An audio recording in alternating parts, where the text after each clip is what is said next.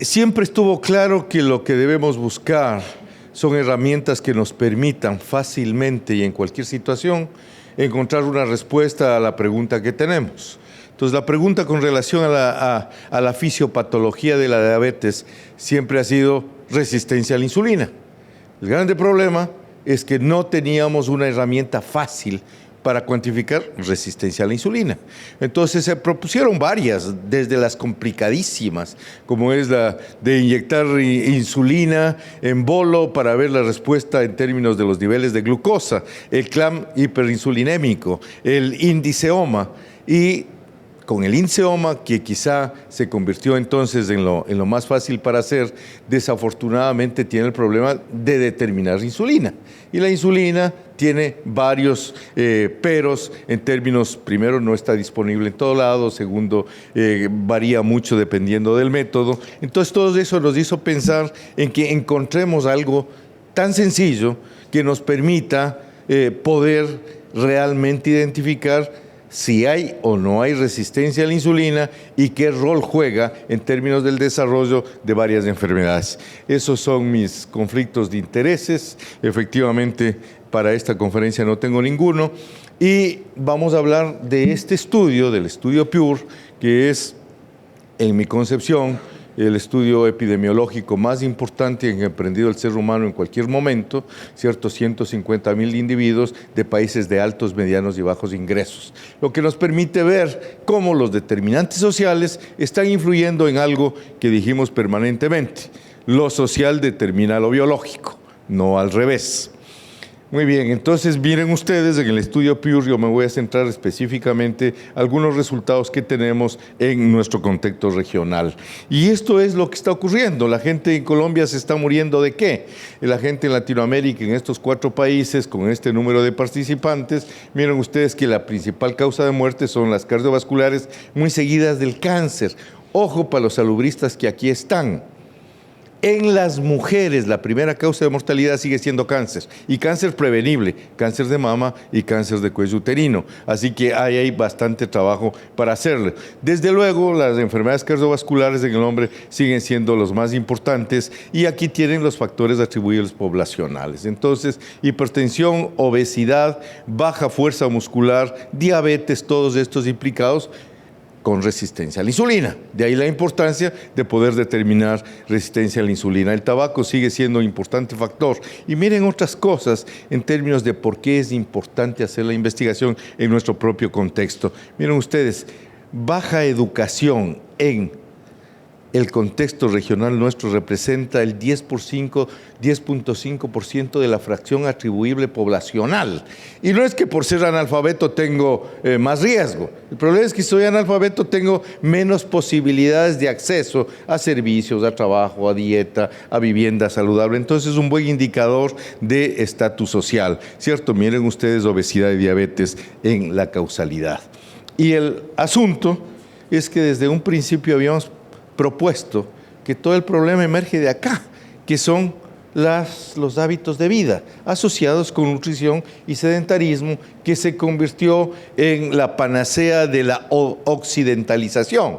Y esto se asocia desde luego con un aumento de la adiposidad, con una disminución de la fuerza muscular y aún más en una población que va permanentemente envejeciéndose. Entonces, en Colombia la expectativa de vida en apenas 20 años aumentó una barbaridad, lo que nos lleva entonces a tener este problema de resistencia a la insulina. Y aquí está el problema: resistencia a la insulina, inflamación de bajo grado. Para inflamación de bajo grado tenemos varios marcadores: proteína C reactiva ultrasensible o cinta métrica. Tan simple como cinta métrica, ya está, ¿no es cierto? Y esto nos lleva pues al problema de prediabetes, al problema de síndrome metabólico, ya como elementos finales diabetes, hígado graso metabólico y en último término enfermedad cardiovascular. Entonces aquí tenemos un punto central con relación a cómo yo hago la determinación de resistencia a la insulina. Y le ponemos en el pico entonces a la obesidad abdominal, a la disminución de la fuerza muscular, y esto nos lleva a hiperinsulinismo, resistencia a la insulina, inflamación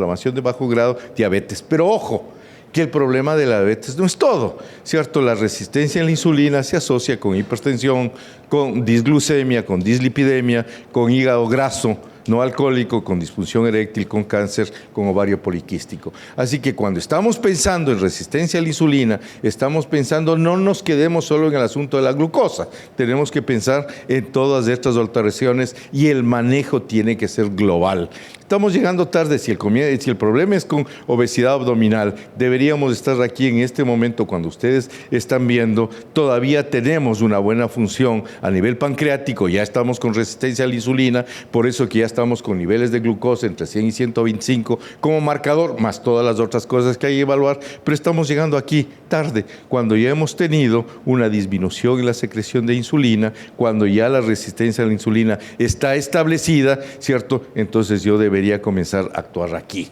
¿Aquí cuándo? El momento en que yo tenga armas para convencer a los señores donantes de sistemas de salud como el nuestro de que es necesario intervenir. Es necesario intervenir en el paciente con prediabetes. Hay que llegar antes, inmediatamente, que ya tiene aumentado el perímetro abdominal, ¿cierto? Que se está envejeciendo, es el momento de intervenir. Porque luego, miren ustedes, el exceso de mortalidad que tenemos ya cuando tenemos diabetes, ¿cierto? En cualquier faja etaria, el asunto es que mientras más factores de riesgo asociados a la resistencia a la insulina yo tengo en cualquier faja etaria, especialmente en los más jóvenes. Es interesante. Miren ustedes, con 3 factores de riesgo, los menores de 55 años tienen más riesgo de mortalidad total, de exceso de infarto, de exceso de accidente cerebrovascular. Así que a intervenir pronto.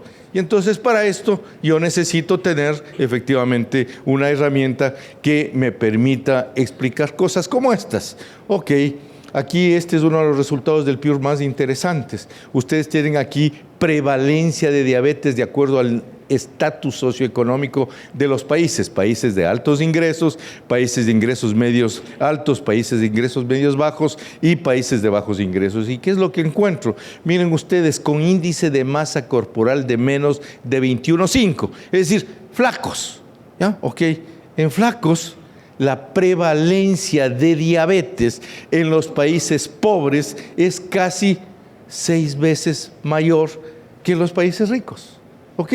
Y esto se mantiene a lo largo de todos los índices de masa corporal. Es decir, por alguna razón, y si aceptamos que la resistencia a la insulina es un punto clave en el desarrollo de la diabetes, entonces decimos, por alguna razón, la resistencia a la insulina, ¿cierto?, se presenta a más y con diferentes indicadores, en este caso específicamente con índice de masa corporal o la relación cintura-cadera, se presenta a menores niveles. Es decir, por alguna razón somos más sensibles a hacer resistencia a la insulina con menos índice de masa corporal, con menos relación cintura-cadera.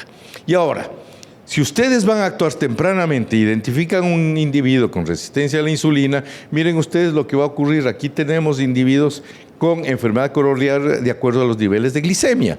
Entonces, el problema no es lo que llamamos diabetes, el problema es la glucosa y los niveles de glucosa. Y ustedes tienen aquí que individuos con diabetes, ¿cierto?, con estos niveles de glucosa, miren cómo incrementa el riesgo. Pero no solo en esos, sino también en individuos que no eran conocidos como diabéticos y que tienen estos niveles de glucosa, miren ustedes cómo aumenta el riesgo. Entonces, si la glucosa es un marcador fácil de resistencia a la insulina, ¿cierto?, ustedes tienen que intervenir lo más pronto posible. Pero todavía yo no puedo decir que es la glucosa alta por resistencia a la insulina. Todavía necesito tener evidencia de resistencia a la insulina. Prediabetes, estudios gringos, aquí tienen claramente demostrando como hemoglobina glicosilada, obviamente aumentan los niveles de hemoglobina glicosilada. Todavía no diabéticos, miren cómo aumenta el riesgo de diabetes y todas las complicaciones cardiovasculares. ¿Y qué es lo que ocurre en nuestro país? Pues aquí tienen ustedes un estudio colombo ecuatoriano, ¿cierto? Rafael, participaste en este, ¿cierto? Normoglicemia, hiperglicemia, miren ustedes. De estos pacientes que tuvimos con un primer infarto agudo del miocardio, el 70% de los pacientes infartados tenía alteraciones de la glucosa. Pero lo más interesante es que el 30% tenían niveles de glucosa entre 100 y 125, ¿cierto?, en glucosa en ayunas y a la poscarga. Y ustedes, cuando ya estos señores iban para la casa infartados, les decíamos valoración de glucosa, miren ustedes, apenas el 20% eran diabéticos. El resto eran prediabéticos o se hizo el diagnóstico de diabetes con el infarto. Poco tarde hacer el diagnóstico. ¿Y qué pasó en el seguimiento? Miren ustedes, el seguimiento a lo largo de los 3 años, la mortalidad, ¿cierto?, fue prácticamente similar entre los grupos de prediabéticos, diabéticos conocidos o diabéticos recientemente diagnosticados. De ahí la importancia entonces de encontrar, yo voy a pasar más rápido esto, si no me quedo, pero no, déjenme en esto sí es interesante que...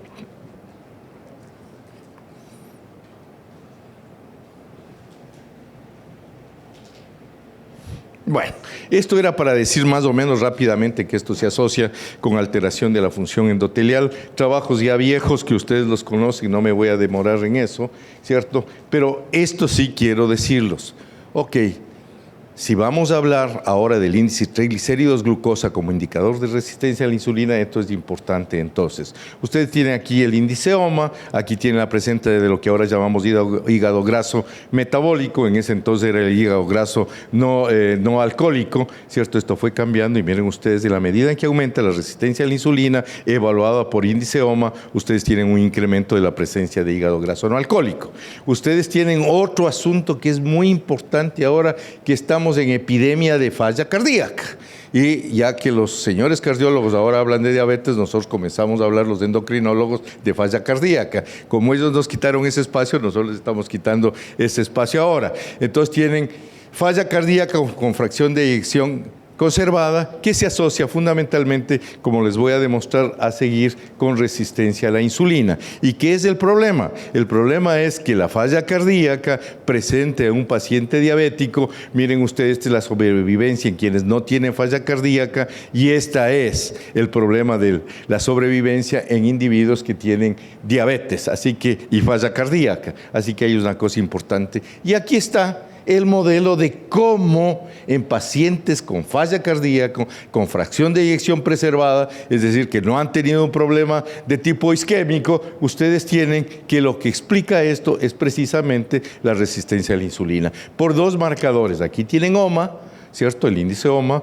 tanto en los individuos con fracción de eyección preservada o con reducida, ustedes tienen un incremento significativo de los niveles de OMA, pero quizá la prueba realmente consistente lo tienen aquí. Aquí tengo los controles, aquí yo inyecto un bolo de insulina y mido cómo va la glucosa. Entonces miren en los controles cómo baja los niveles de glucosa de frente a la inyección de insulina. En cambio que acá está disminuida. Individuos con resistencia a la insulina, ¿cierto? Grasa pericárdica, grasa a nivel miocárdico, que está explicando de alguna manera esta resistencia a la insulina y la falla cardíaca. Muy bien, les he puesto el escenario donde viene ahora sí el motivo de la charla.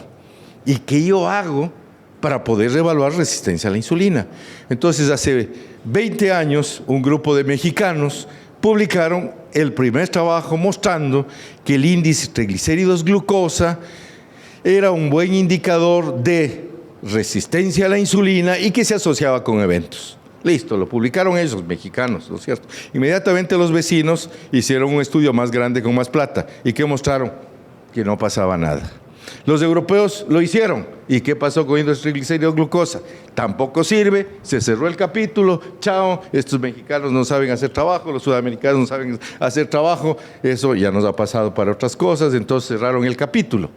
Hasta que los señores coreanos comenzaron a hablar del obeso metabólicamente sano. Entonces, los señores coreanos, los de Corea del Sur, que son todos flaquitos, algunos gorditos, comenzaron a ver que efectivamente tenían eso de ser flacos y tenían ya alteraciones metabólicas. Y que los gordos de los países desarrollados, en cambio, a pesar de ser gordos, tenían todo lo que significa manifestaciones asociadas con resistencia a la insulina normales. Entonces era el gordo metabólicamente sano o el flaco metabólicamente enfermo, y comenzaron a utilizar el índice triglicéridos glucosa.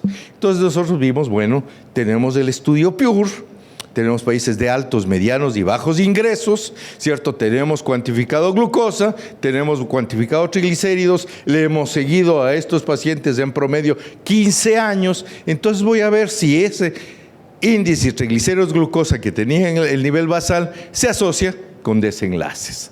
Es lo que fuimos, ¿no es cierto? Teóricamente fácil, y miren dónde lo publicamos. Es una publicación dentro de la Lancet Family, ¿cierto? El índice de triglicéridos glucosa es un marcador subrogado simple, accesible, esta era la propuesta, ¿no es cierto?, reproducible de resistencia a la insulina, que es comparable al índice OMA y que no requiere la determinación de insulina. Ya venga, ahí tengo una ventaja. El índice de triglicéridos glucosa se asocia, se me han pasado estas cosas, disculpen, se asocia con mayor riesgo de mortalidad y enfermedad cardiovascular, síndrome metabólico, hígado graso metabólico y diabetes. El índice de triglicéridos glucosa se calcula muy fácilmente. Es el logaritmo de triglicéridos en ayuna en miligramos por decilitro por glucosa plasmática en ayunas en miligramos por decilitro dividido para 2. Así de fácil. Ya está. ¿Han visto el crecimiento de las publicaciones de esto? Semana a semana salen al menos 10 o 12 artículos de estudios de cohorte retrospectivos.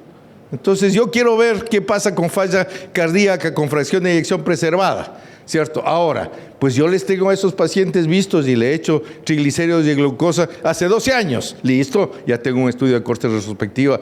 ¿Qué pasó con esos individuos que tenían más alto el índice de triglicéridos de glucosa? ¿Se asocia o no se asocia a los que tengan ahora falla cardíaca? Y si ustedes ven, es el campo actualmente de medicina con el mayor número de publicaciones. Y la mayoría siguen siendo asiáticas, siguen siendo de países subdesarrollados.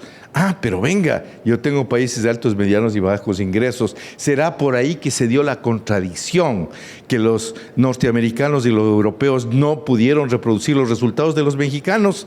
Pregunta, ¿no es cierto? Interesante. Veamos qué pasó. Entonces, la primera cosa, vamos a ver en hígado graso no alcohólico si hay una correlación en esta población entre el índice OMA y el índice de triglicéridos de la glucosa. Perfecto, listo. Miren ustedes, aumenta hígado graso metabólico con OMA index. En la medida en que aumentan los terciles, también aumenta en la medida de que aumentan los terciles de triglicéridos glucosa. Listo, validado. En esta población hay una asociación de esto con el índice de triglicéridos glucosa y hígado graso. Vamos entonces a ver el gran estudio. El gran estudio, ¿cierto?, que nos permite, gracias a esa base enorme de datos que tenemos, aquí tienen ustedes las características del estudio, miren, 141,000 individuos, ¿cierto?, de países de altos ingresos, ingresos medios o bajos ingresos, y aquí tienen ustedes los resultados de los niveles del índice de triglicéridos glucosa.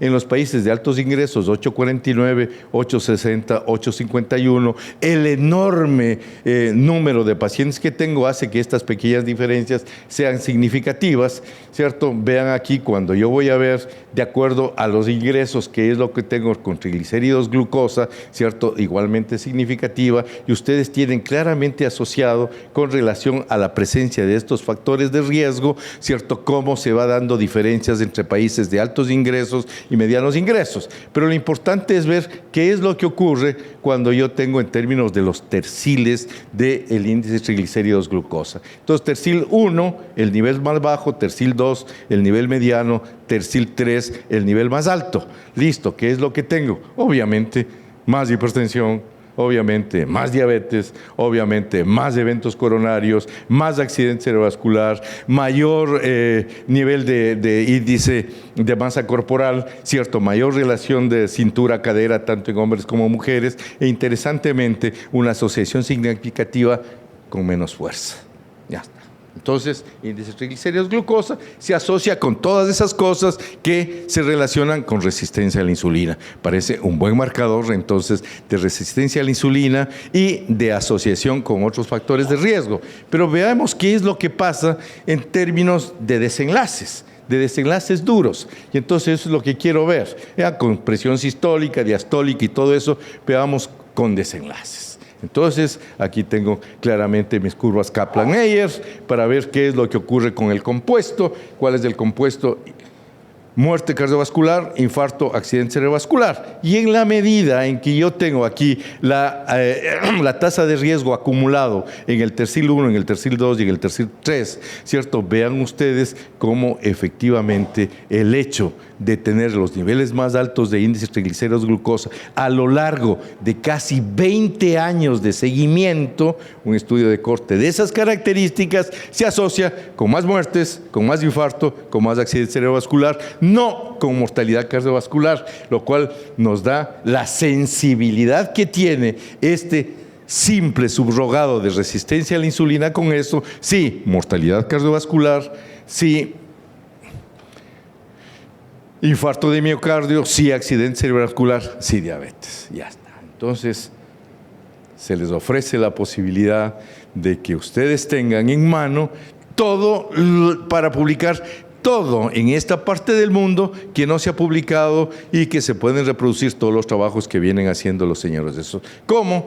Fácil, hemos propuesto Sociedad Colombiana de Endocrinología, agarre todos los pacientes de los señores endocrinólogos que hicieron triglicéridos y glucosa, calcule eso y vea cuántos hicieron diabéticos, cuántos infartaron, cuántos tuvieron accidente cerebrovascular. Pero todavía no me contesta, todavía me pueden decir, oiga, López Jaramillo, usted todavía no sabe hacer estudios. Entonces, porque venga, nosotros hicimos esos trabajos en Estados Unidos, hicimos esos trabajos en Europa y no dio cierto. Y la posición nuestra es que la resistencia a la insulina es dependiente un poco del tiempo de exposición al riesgo. ¿Cuál es el riesgo? Como les indiqué en el principio, los cambios terapéuticos en los hábitos de vida, ¿cierto? Nos occidentalizamos muy rápido. Entonces, vamos a ver si yo tengo esas diferencias entre países de altos, medianos y bajos ingresos. Esto ya lo habíamos previamente demostrado y me di la enorme satisfacción de un evento que organizó el Instituto Nacional del Niño y la Familia, presentar los resultados de suplementación con calcio. Entonces nosotros mostramos que en una población donde nuestra gente pobre consume apenas 400 miligramos de calcio durante el embarazo, el suplementar con calcio disminuye el riesgo de preeclampsia. ¿Cierto? Trabajamos con el estudio más grande con lo que nos daban nuestros recursos, alrededor de 250 adolescentes. Ellos hicieron el gran estudio de suplementación con calcio, se gastaron $80 millones, metieron un mundo y no les dio nada. Y entonces a mí me dio el gusto de decirme, pero venga, qué burros que fueron. Si yo estoy haciendo una intervención nutricional, no farmacológica. Si usted le da calcio a un señor que consume 2.000 miligramos de calcio, ¿para qué le da calcio?